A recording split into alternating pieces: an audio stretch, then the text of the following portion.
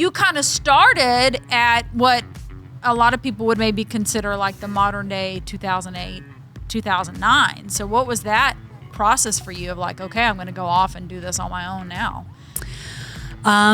Yeah, felt like a huge leap. It still sort of does in a lot of ways. I was never the type of person that set out to be an entrepreneur and wanted to do my own thing. You know, for a long time, I was very happy to have a desk and a phone and an existing structure within which to build my practice, which I did for some time. Just one of those things, you're looking forward to the rest of the time that you see yourself working. And then, I have 2 young kids and just all of life's priorities. And you look at the big picture, and I talked about it with my husband, and he was very encouraging. He was like, as you mentioned, coming out of the pandemic, he was like, now is the time when people are doing things like this. And if you think that you want to, you should, Yeah. And so that was the push that I needed. Awesome. And there I went. What do you think's been one of the biggest things that you've learned since leaping out and starting your own thing? Biggest things. There's a lot. There are, there's You're constantly learning.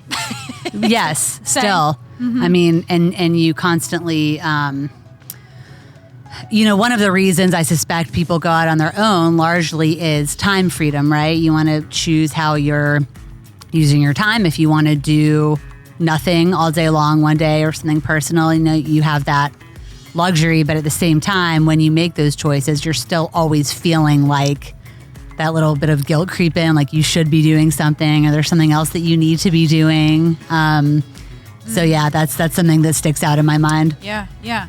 So how, I love that because I think I probably have that too. Sure.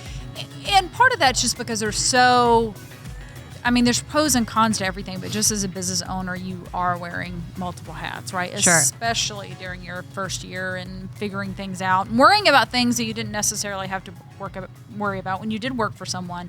How do you manage to get it all done? I probably don't, right? Does anyone get it all done? Just one of those things, work when you can. It's waking up early to get an hour in before I get my kids up and get them to school. And, and the house is quiet, right? Like 1 hour, I feel like that 5:30 to 6:30 or 7 is incomparable. Even if you had 3 hours at the end of the day, right? You can get so much more done in that first early quiet hour. Absolutely. And then, sometimes it's kids go to bed, sit in front of the computer for another couple hours and figure out a website issue or, one of those behind the scenes, also non-sexy things that you have to do yourself when you're on your own. Yeah.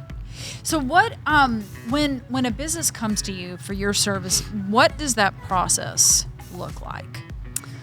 Yeah. It can look one of several different ways.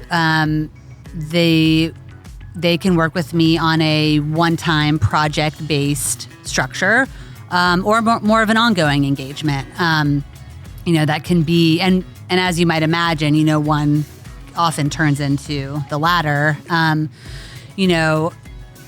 a one-time limited project situation, it would be, I would go into a company and look at the policies they have in place with respect to their on-the-job injury situations. What type of how much money they're spending with respect to their on-the-job injuries, where they're spending that money, and then sort of implement strategies to apply to reduce that spend. Write up a recommendation analysis for them. Here's a report, and that's the end of that engagement.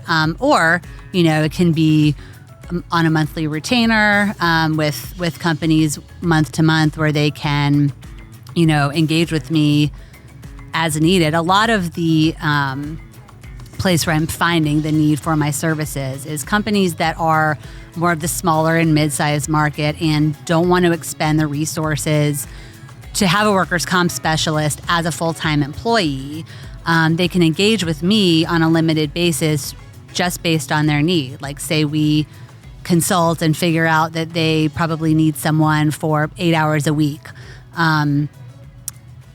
They can engage with me just for that limited amount of time, month to month, and that way they have the expertise to consult with, but they're not committing to all the things that go along with hiring a full-time employee, the insurance and overhead and liability, all of that stuff. Right.